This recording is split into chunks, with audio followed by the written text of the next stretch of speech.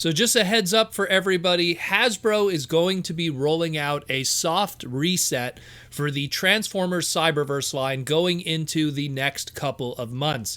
For people that aren't familiar with what a soft reset is, it's pretty much something that we've had with primarily Transformers, but it has been seen in other toy lines like Star Wars and stuff like that. What a soft reset is a lot of times retailers, they want to have new product on the shelves with new packaging that's vibrant, and they don't want to have old product from a old line that is sticking around. So a lot of times what companies do is they take old product and they put it in new packaging, and then they also like pepper it in with a couple of brand new products here and there. And as a result, it gives them what the retailers want, whether they're smart to what's going on or otherwise. And the Transformers Cyberverse line is no different. This has been done in the past with Transformers.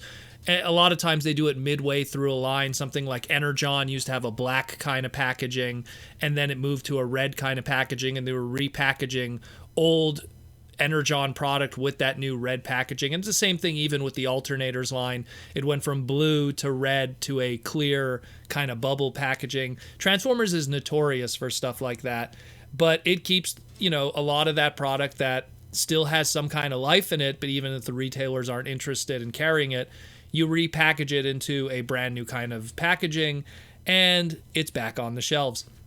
So what's happening here with Cyberverse? So with the Dinobots Unite Season 4 kind of style and packaging that will be coming out, Hasbro has been repackaging a lot of old Cyberverse product to fill out that Cyberverse Season 4 line.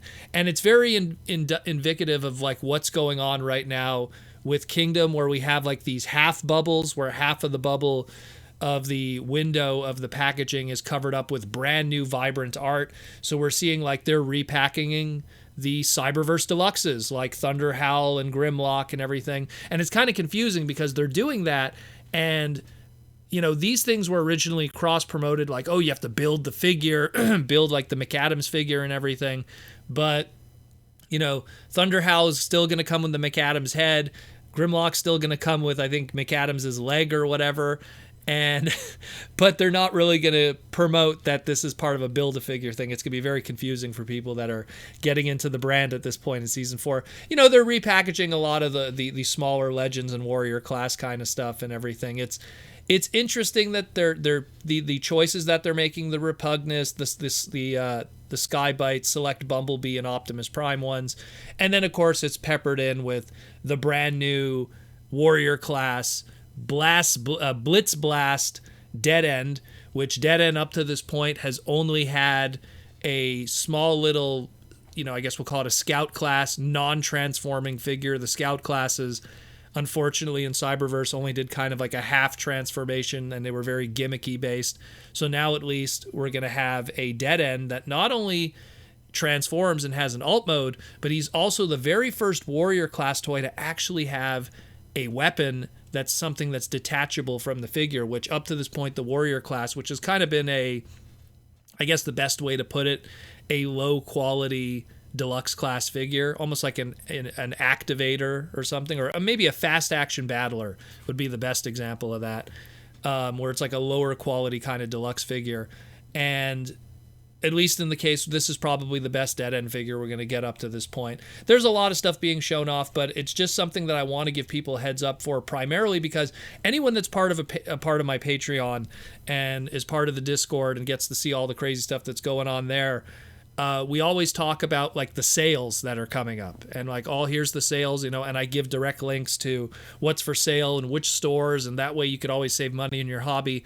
And what's going on here is going to be a strong indication that with this new soft reset coming up, I promise you, you're going to see Walmarts and Targets and even Toys R Us's starting to liquidate the old style packaging and the old Cyberverse product. So keep an eye out for that, because that's going to definitely be happening. So you might be excited to pick up like, oh wow, I didn't get a chance to get Thunder Howl, and now he's going to be in this new packaging. But if there's still Thunder Howls kicking around in the old packaging, you're going to see it go on clearance at some point, and it'll be a good chance for you to pick it up.